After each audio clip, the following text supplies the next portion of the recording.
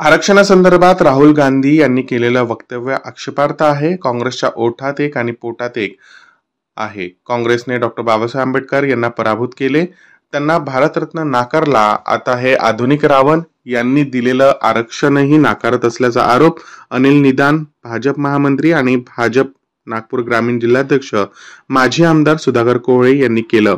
ते कामठी येथे भाजपच्या वतीने संविधान बचाव काँग्रेस हटाव आंदोलन करण्यात आलं होतं. यावेळी ते बोलत होते. आंबेडकर पुतळ्यासमोर तुमचं आंदोलन आहे. राहुल गांधी यांनी आरक्षणाच्या संदर्भात टिप्पणी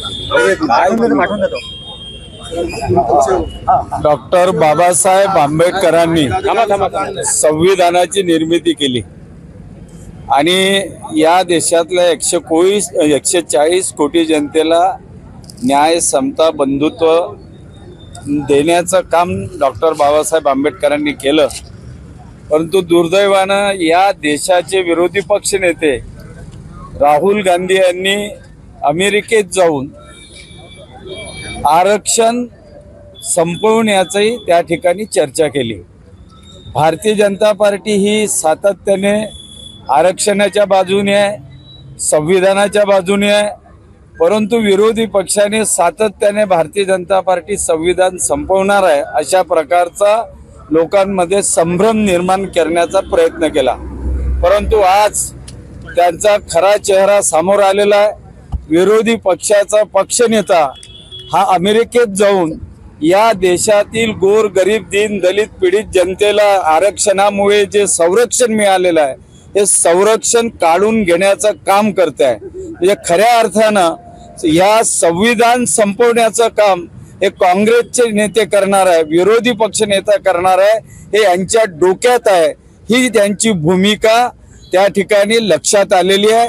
संविधानाचा आदर, संविधानाचं संरक्षण हे भारतीय जनता पार्टी करणार आहे आणि संविधान संपवण्याचं काम जर कोणी करणार असेल तर खात्रीने सांगतो काँग्रेसच्या डोक्यात हा विचार आहे. आणि म्हणूनच राहुल गांधी अमेरिकेतून त्या ठिकाणी बोलतात आहे की आम्ही आरक्षण रद्द करू. आरक्षण रद्द करणं म्हणजे संविधान संपवण्याच्या भूमिकेमध्ये काँग्रेस त्या ठिकाणी आलेले आहे. हे मला या ठिकाणी आवर्जून सांगायचं आहे.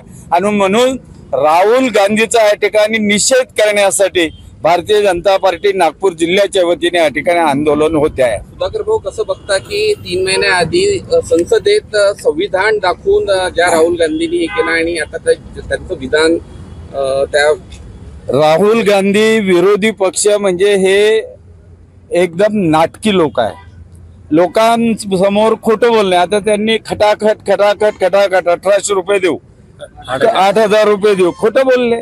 खोटं बोला, रेटून बोला आणि जनतेची फसवणूक करून मतं घेणं हा गेल्या 75 वर्षापासून काँग्रेसचा धंदा सुरू आहे. आजही याही वेळेस जनता त्यांच्या या खोटं बोलण्याला फसलेली आहे. पण त्यांच्या डोक्यात नेमकं काय आहे हे आज राहुल गांधीच्या वक्तव्यावरून लक्षात आलेलं आहे. आणि काँग्रेसच संविधान संपवणार आहे हे राहुल गांधीच्या वक्तव्याचा खरा अर्थ आहे. राहुल गांधी असे म्हणाले की जेव्हापर्यंत देशामध्ये समता प्रस्थापित होणार नाही तेव्हापर्यंत संविधान म्हणजे आरक्षण राहील. जेव्हा समता प्रस्थापित झाली तेव्हा आम्ही आरक्षण हा एक संपू असं ते त्यांचं वक्तव्य असं केलेलं आहे. त्यांनी विचार करू म्हटलं हे म्हणणं सुद्धा धोकादायक आहे. हे काँग्रेस आहे, हे कधी खरं बोलत नाही. त्यांच्या सोबत असणारे जेवढे विरोधी पक्षात असणारे सगळे नेते जे आहे किंवा पक्ष आहे हे कधी खरं बोलून सत्तेत आले नाही. 75 वर्षात खरं बोलून यांनी कधी सत्ता या देशात केली नाही. ना देशातल्या 140 कोटी जनतेची दिशाभूल फसवणूक करूनच सत्तेत राहणारा कोणता पक्ष असेल तर काँग्रेस आहे आणि त्याचा चेहरा कोणता असेल तर राहुल गांधी आहे. रक्षक म्हणाल की भक्षक? हे भक्षक आहेत, संविधानाचे भक्षक आहे.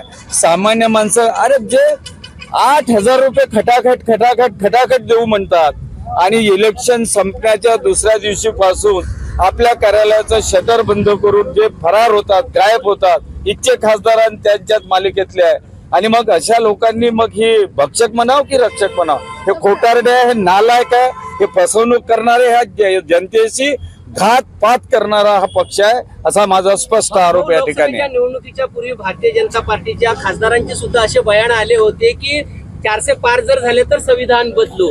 याला कसं बघाल? बिलकुल चूक आहे. माननीय मोदीजी तिसऱ्यांदा पंतप्रधान झाले. प्रत्येक वेळेस संविधान आम्ही संविधानाला आमच्या धर्मग्रंथापेक्षा अत्यंत आदरणीय सर्वात मोठा ग्रंथ मानतो.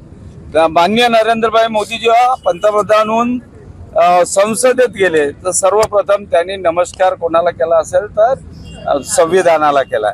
आणि त्यामुळे कोणाच्या तरी वक्तव्याचा विपर्यास करणं आणि त्याची कुठेतरी अशा प्रकारची तयारी करून आणि लोकांसमोर जाऊन लोकांमध्ये संभ्रम निर्माण करणं, याच्यात काँग्रेस आणि विरोधी पक्षाची मास्टरकी आहे. यावरच त्यांनी 75 वर्ष आपलं पक्ष आणि आयुष्य काढलेलं आहे. पण मला आशा आहे जनता हुशार आहे. जनता जास्त दिवस या गोष्टी सहन करू शकत नाही. यांना जोडे मारतील लोक, एवढं पक्का आहे. या संदर्भातलं स्टेटमेंट दिलेलं होतं आणि बाबासाहेबांनी सुद्धा आरक्षण देताना असं बोललं होतं की अनंत काळासाठी आरक्षण नसावे, त्याची समीक्षा करण्यात यावी. बाबासाहेब असेल, आदरणीय परमपूजनीय सरसंघ चालक जे असेल, हे महान व्यक्ती आहे, मोठे लोक आहे. त्यांच्या विचार करण्याची एक वेगळी तऱ्हा आहे, शैली आहे. त्यांचे दूरदृष्टिकोनातून विचार असतात.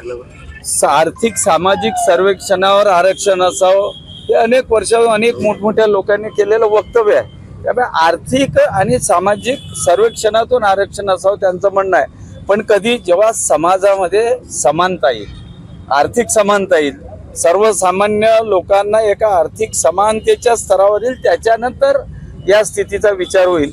कदाचित परमपूजनीय सरसंघ चालकांनी हा विषय बोलले. हेच वक्तव्य काँग्रेसने केलं आहे राहुल गांधी केलेलं आहे. राहुल गांधी, मी आताच सांगितलं ना की निवडणुकीच्या तोंडावर खटाखट बोलले, ते तसेच वक्तव्य करतात. ते आज एक बोलतात, उद्या एक बोलतात. 75 वर्षात त्यांनी, मला सांगा, 370 कलम जम्मू काश्मीर मध्ये कोणी लागू केलं? काँग्रेसने लागू केलं. आणि त्यामुळे जम्मू काश्मीर मधील आरक्षण संपवण्याचं पाप कोणी केलं? काँग्रेसने केलं. आज भारतीय जनता पार्टी सत्तेत आली, आम्ही 370 कलम हटवलं.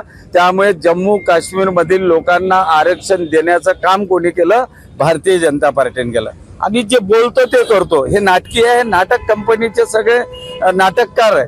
यांनी जनतेची दिशाभूल केली आहे. 75 वर्ष खोटं बोललेले आहे. त्यामुळे यांच्या शब्दावर आता जनता विश्वास ठेवणार नाही. नहीं सहेंगे.